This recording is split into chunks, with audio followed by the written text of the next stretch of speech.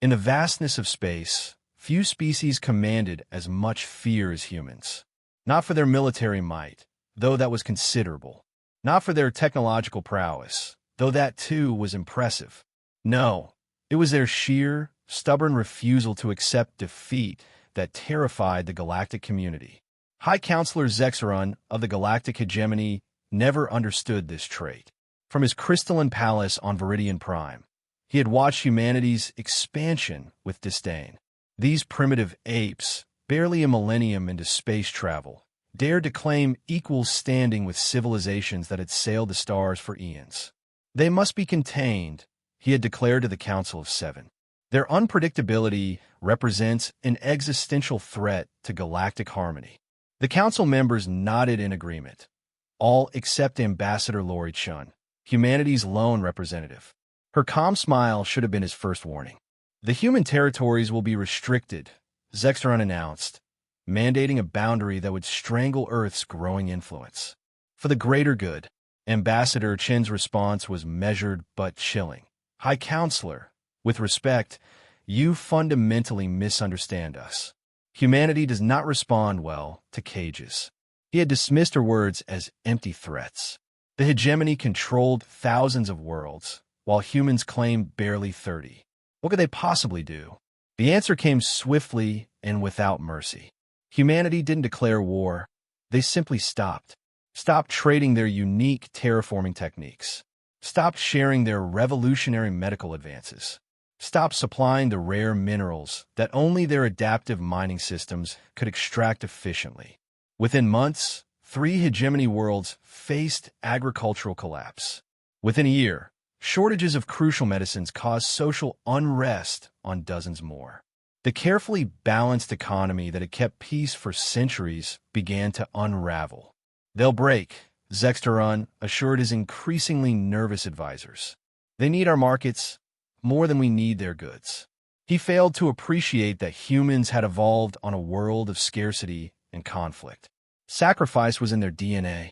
While hegemony citizens protested food rationing, humans implemented emergency resource-sharing protocols they had maintained since their ancient world wars. Now, as I look out across the once gleaming capital of Viridian Prime, the consequences of Zexaron's miscalculation are impossible to ignore. Power outages plague even the wealthiest districts. The orbital shipyards sit dormant, lacking critical components only humans know how to manufacture efficiently. And still, the High Counselor refuses to relent. Yesterday, the humans made their first direct move. A single, unarmed vessel breached hegemony space, carrying not weapons, but representatives from every human world. They broadcast one message across all frequencies. We come seeking peace, but not submission. The choice is yours. As riots erupt outside the council chambers and Zexaron's own advisors whisper of replacement, the question spreads through the hegemony like wildfire. Was it wisdom or madness to challenge a species that thrives on adversity? And now, as Zexaron summons his personal guard and prepares for a final, desperate gambit, we must ask, will his pride doom an entire civilization, or will humanity's offer of reconciliation arrive in time? The council chambers had never felt so cold. Zexaron paced the polished floor, his clawed feet clicking against the ancient stone as his inner membranes flickered with stress, a rare display of emotion for a species that prided itself on logical detachment. How exactly, he hissed at his chief intelligence officer, did they manage to bring a vessel through our defense grid without detection? The officer's scales dimmed in embarrassment. Their stealth technology appears more advanced than our intelligence suggested. High Counselor, we believe they've been holding back their true capabilities for decades. Of course they had. Humans always kept an ace up their sleeve, an odd metaphor Zexaron had learned from Ambassador Chun during one of their early diplomatic banquets. Back when he had still considered her a curiosity rather than a threat. The memory of those early days gnawed at him. 20 Earth years ago, when humanity first approached the hegemony, they had seemed so eager, so grateful for acceptance. Their technical solutions were innovative if crude, their art strangely moving despite its simplicity. They had been charming. Perhaps that was their most dangerous weapon, the ability to appear harmless until it was too late. A holographic display flickered to life, showing the human vessel still hovering just beyond the planetary defense perimeter. It wasn't their typical utilitarian design. This ship was beautiful, its hull adorned with symbols from every human colony and Earth nation. A statement of unity that made Zextaron's throat constrict with unease. The humans request an emergency council session, his aide reported. They claim to have a proposal that would benefit both our civilizations. Benefit? Zextaron laughed bitterly. They've brought half the hegemony to its knees in a matter of months without firing a single shot. What more could they want? The answer came from an unexpected source. Counselor Vreen, representative of the agricultural worlds, stepped forward. His usually immaculate robes hung loosely on his frame, evidence of the food shortages affecting even the elite. Perhaps, High Counselor, we should hear them out. My world cannot endure another growing season without their terraforming compounds. Murmurs of agreement rippled through the chamber. Betrayal from within, just as the humans had calculated. Across the galaxy, on the blue-green jewel called Earth, Admiral Diane Wu studied similar reports in the steel-reinforced war room beneath the Pacific Ocean. Unlike the ornate splendor of hegemony command centers, Earth's global defense headquarters was brutally functional, a reflection of humanity's practical approach to survival. The delegation has made contact, her communications officer reported. Counselor Vreen appears to be advocating for our position. Wu nodded, her weathered face betraying nothing of her thoughts. 30 years in Earth's unified defense forces had taught her that the most dangerous moment in any conflict was when victory seemed assured. And the other worlds? Any movement from the hegemony's military assets. Their fleet remains positioned around their core systems. No aggressive movements detected. Wu turned to the holographic display showing Zextaron's palace and the surrounding capital. Intelligence had identified no fewer than 17 possible escape routes the High Counselor might use if things went sideways. Each one was now quietly monitored by human allies, species who had suffered under hegemony rule for generations and saw in humanity a chance for change. What Zextaron failed to understand, what the hegemony had never grasped, was that humans hadn't come alone into the stars. They had brought with them something far more dangerous than weapons: ideas. Ideas about freedom, self-determination, and the radical notion that different species could stand as equals. As Wu prepared to send further instructions to the delegation, an urgent alert flashed across her screen. Hegemony communication channels had gone dark. All of them, simultaneously. "What the hell is Zextaron playing at?" she whispered, as her officers scrambled to re-establish monitoring. In that moment, across the vast gulf of space, both leaders felt the same cold certainty. Someone had just made their first truly desperate move. "All channels down is not an accident," Admiral Wu stated, her voice carrying across the now silent command center. "This is deliberate." As if confirming her suspicion, a single communication channel suddenly opened, a direct link to the human delegation's vessel. The face that appeared on screen wasn't Ambassador Chen's, but a young communications officer, his expression tense. "Admiral, we've lost contact with the council chambers. Our delegation was mid-negotiation when everything went dark. Security barriers activated throughout the building." Wu's instincts, honed through 3 interstellar conflicts, screamed danger. "Get our people out of there. Now." "We can't, ma'am. The hegemony's capital defenses have locked down the entire district. Something's happening inside the council building, but we can't see what." Inside those very chambers, chaos had erupted. Emergency lights cast an eerie blue glow across the panicked council members as armored figures poured in through side entrances. Not the traditional hegemony guards with their ceremonial weapons, but combat troops in full tactical gear. Zextaron appeared as shocked as anyone. "What is the meaning of this?" he demanded, his voice cracking with uncharacteristic fear. The lead soldier removed his helmet, revealing the sharp features of General Kivnaren, head of the hegemony's military council and Zextaron's own cousin. The meaning, cousin, Kivnaren said with cold precision, is that your failure can no longer be tolerated. The military has assumed emergency control until this human problem is properly addressed. Ambassador Chun and her delegation were quickly surrounded, weapons trained on them from all directions. She remained eerily calm, studying the general with clinical interest. "So this is a coup," she observed. "Interesting timing." The general's eyes narrowed. "This is the restoration of hegemony strength. Your psychological warfare has been effective, human, but it ends today." Counselor Vreen stepped forward despite the weapons. "General, this is madness. The human delegation is here under diplomatic protection." "Diplomatic protections extended by a failed leadership," Kivnaren replied. "My first act as emergency commander is to detain these humans as leverage. My second will be to move our battle fleets to the human colony worlds. Let's see how quickly their resolve breaks when their homes are threatened." On Earth, Admiral Wu was already 3 steps ahead. The moment communications had dropped, she'd activated protocol Shattered Mirror. An emergency contingency developed specifically for scenarios where diplomatic channels failed catastrophically. "Alert all colony worlds," she ordered. "Full defensive posture, and send a signal to our allies within hegemony space." Her second-in-command raised an eyebrow. "All of them? That will certainly escalate matters." "That's exactly what I'm counting on," Wu replied.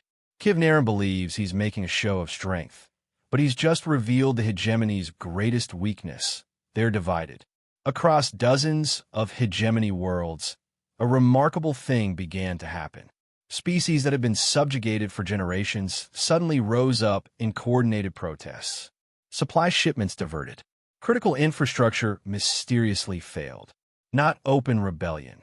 Nothing so obvious, but 1,000 small acts of resistance that would make military mobilization nearly impossible. Meanwhile, in a forgotten maintenance corridor beneath the council chambers, a figure moved with silent purpose.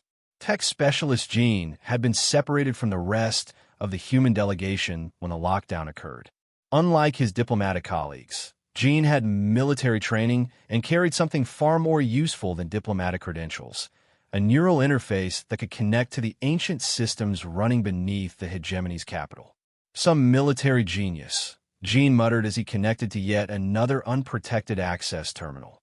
They upgraded the weapons, but left the infrastructure wide open. Through his earpiece came Ambassador Chen's voice, quiet but clear. "Jean, I've managed to activate my emergency transmitter. Are you in position?" "Almost," he replied, fingers dancing across the alien interface. "But there's something odd here. I'm seeing energy signatures I don't recognize. Massive power draws from beneath the central plaza. Can you get visuals?"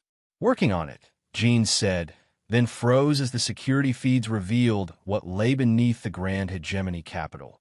Row after row of stasis chambers, thousands of them, each containing a motionless figure. "Chun," he whispered, "I think I found out why the hegemony was so interested in our medical technology. These chambers are filled with viridians in some kind of suspended animation. Their life signs are fading." On the hegemony command carrier orbiting Viridian Prime, General Kivnaren received an urgent message from his science division. His expression darkened as he read it. "Accelerate the timeline," he ordered.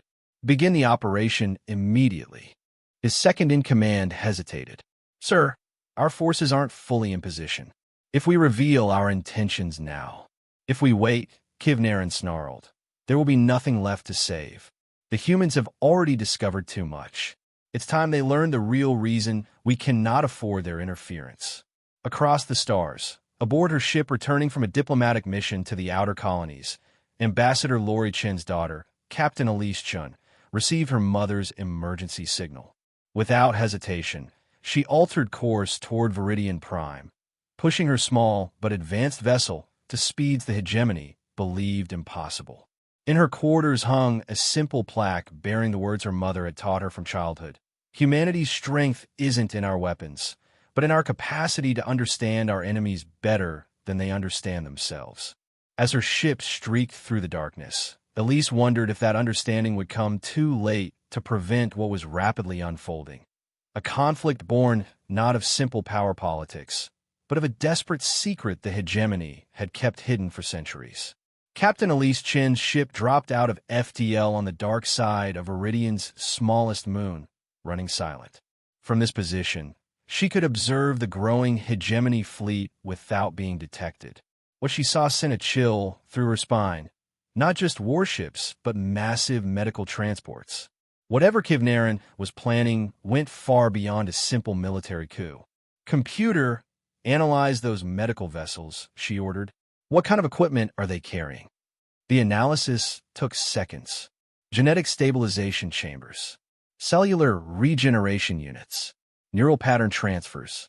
"Captain, these ships are equipped for mass-scale medical procedures." Elise's mind raced as pieces of the puzzle began fitting together. The stasis chambers Jean had discovered, the hegemony's desperate interest in human medical technology, the sudden aggressive military stance. "They're dying," she whispered. "Not just individuals, the entire species." Meanwhile, deep beneath the council chambers, Jean had managed to access more of the hidden facility.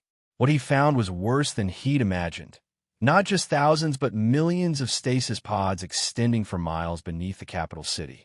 An entire civilization preserved in suspended animation. "Chun," he transmitted to the ambassador's hidden communicator. "I've accessed their medical database. The Viridians have been suffering from genetic degradation for centuries. Their technological advancement came at a cost. They modified their genetic structure too aggressively, too quickly. They're literally unraveling at a cellular level." In her makeshift cell, Ambassador Chen processed this information while maintaining a perfect poker face, aware that Kivnaran was watching her for reactions. "So that's why they were so interested in our regenerative medicine research," she subvocalized, the words transmitted through her dental implant to Jin's receiver. "But why the aggressive stance now? Why not just ask for our help directly?" "Because the situation has accelerated," Jean replied. "According to these files, they have less than one planetary cycle before cellular collapse becomes irreversible for 90% of their population. And our trade embargo cut off their only stopgap treatment." Ambassador Chen closed her eyes briefly, the weight of this revelation settling on her shoulders. Humans had inadvertently pushed an entire civilization to the brink of extinction. On Earth, Admiral Wu stared at the incoming data from Captain Chen's ship and the information Jean had managed to transmit. The war room had fallen silent as the implications became clear. "We didn't know," her second-in-command whispered. "No," Wu agreed. "But Zexteran did. He knew asking for our help would reveal their weakness to the entire galaxy. Pride and fear, a deadly combination." She straightened, decision made. "Prepare our medical fleet. Full complement of regenerative specialists and equipment. And give me a direct line to Kivnaran." Back on Viridian Prime, the situation was deteriorating rapidly. General Kivnaran had moved from the council chambers to the central medical facility, where banks of monitors displayed the failing life signs of millions in stasis. "Begin the procedure on the first 10,000 subjects," he ordered. "Use the synthesized human compounds." The chief medical officer's scales paled. "General, our tests are incomplete. The side effects could be catastrophic. The alternative is extinction," Kivnaran snapped. "Proceed immediately." In a nearby chamber, Zexteran had been confined under guard. The former High Counselor sat in uncharacteristic stillness, his normally shimmering scales dull with defeat. "You should have told them the truth from the beginning," came a voice from the doorway. Zexteran looked up to find Counselor Vreen standing there, somehow having evaded the military lockdown. "They would have used it against us," Zexteran replied. "Humans exploit weakness." Vreen shook his head. "That's where you've always been wrong about them. I've studied their history more closely than you. When humans discover an adversary in genuine need, their instinct isn't to exploit, it's to help. It's their greatest strength and their most puzzling quality." "It doesn't matter now," Zexteran said bitterly. "Kivnaran will use their delegation as hostages, demand their medical technology, and probably still destroy their colonies as a show of strength. He never understood diplomacy. Perhaps, Vreen said, but there's something you should know. He leaned closer to whisper in the former leader's ear. Ambassador Chun allowed herself to be captured. Throughout the hegemony fleet, communications officers suddenly reported an incoming transmission on all frequencies, impossible to block or trace. On every screen appeared Admiral Wu's face, her expression not threatening but compassionate. General Kivnaran, this is Admiral Diane Wu of Earth. We know about the genetic degradation affecting your people. We know about the stasis chambers and your desperate timeline. In the medical facility, Kivnaran froze, watching the transmission with growing horror. Wu continued, you should also know that we have 50 medical ships already en route to Viridian Prime, carrying the treatments your people need. No conditions, no negotiations. This isn't about politics anymore. It's about survival. Kivnaran's scales flickered in confusion. It's a trick, he hissed to his officers. Prepare to... His words died as a new alert sounded. Somehow, the stasis facility's security locks had been overridden. On the monitors, a lone human figure, Jean, stood before the central control panel, Ambassador Chun now beside him.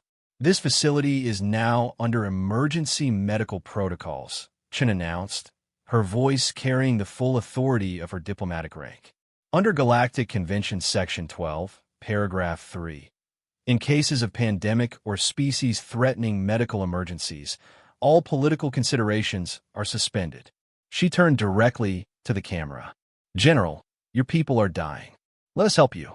Or are you willing to sacrifice your entire civilization for pride? Captain Elise Chen's ship suddenly decloaked directly above the capital, followed by the emergence of dozens of vessels from hyperspace. Not warships, but medical ships bearing the universal symbol of aid. In the central plaza of the capital city, crowds had gathered despite the military lockdown, having seen Wu's transmission. Their chanting grew louder. Accept their help. Accept their help. In the medical facility, the chief medical officer approached Kivnaran. General, the first test subjects treated with the synthesized human compounds are failing. Their cellular structure is collapsing completely. We have minutes, not hours. Kivnaran's face contorted with the most terrible decision any military leader could face. Pride and survival. Victory or extinction. And at that moment, a message came through on his private channel, from the one person in the galaxy he never expected to hear from again. The voice that came through Kivnaran's private channel belonged to his daughter, a brilliant medical researcher who had vanished 3 cycles ago after disagreeing publicly with hegemony policy. Father, she said, her image flickering on his personal display. I've been working with humans in secret. Their genetic techniques can save our people, but only if you let them. Your pride or our future, choose now. Kivnaran stood motionless, centuries of hegemony military doctrine warring with the primal instinct to save his species. In that moment, he was not a general, but simply a Viridian facing extinction. Stand down all forces, he finally ordered, his voice barely audible. Accept the human medical assistance. Throughout the capital, hegemony troops lowered their weapons. The massive doors of the medical facility slid open as human doctors rushed in, carrying equipment that represented the pinnacle of Earth's regenerative medicine. Ambassador Chen approached Kivnaran, extending her hand in the human gesture of peace. Your people will survive, General. That was always our intent, even when we didn't understand what was at stake. 6 months later, the Galactic Council reconvened, not in the old chambers of Viridian Prime, but in a new facility built jointly by humans and hegemony engineers. Representatives from all species sat not in hierarchical arrangements, but in a circle of equals. Zexan, no longer High Counselor, but serving as senior advisor, watched as Kivnaran and Admiral Wu signed the Treaty of Mutual Preservation. The greatest threat to any civilization, Wu stated for the historical record, isn't external enemies, but the barriers we create through fear and pride. Today marks a new beginning, not just for Viridians who now have a cure for their genetic degradation, but for all species who understand that true strength comes from cooperation. Tech specialist Jean, now head of the cross-species technological exchange program, couldn't help but smile. The stasis chambers beneath the city were emptying day by day as Viridians received the treatment they needed. Among the medical staff working tirelessly was Kiv Naren's daughter, her research now openly celebrated rather than conducted in shadows. On the outskirts of the capital, Captain Elise Chun stood with her mother, Ambassador Lori Chun, watching the sunset over the crystalline spires. "Do you think it will last?" Elise asked. "This peace." The ambassador considered this. Peace isn't a destination, it's a daily choice. But they came so close to losing everything through pride. That's not a lesson easily forgotten. Across the plaza, Counselor Vreen approached with Zexaron, both looking more vibrant than they had in years, beneficiaries of the human treatments. "Your philosophers had a saying," Zexaron said to the Chens. "The enemy of my enemy is my friend." We believe humans operated on this principle, that you would exploit our weakness if discovered. "And now," Ambassador Chen asked, "now I understand a different human philosophy," the former High Counselor replied. "A rising tide lifts all boats. Your species thrives not by dominating others, but by ensuring all survive and prosper." As night fell on Viridian Prime, the newly established joint fleet, human and hegemony ships flying side by side, performed a ceremonial flyover. Their lights traced patterns against the darkening sky, symbolic of the new galactic order being forged. In the medical labs below, the last batch of genetic treatments was being prepared. The Viridian species would not only survive but emerge stronger, not through conquest or superiority, but through the very cooperation they had once feared.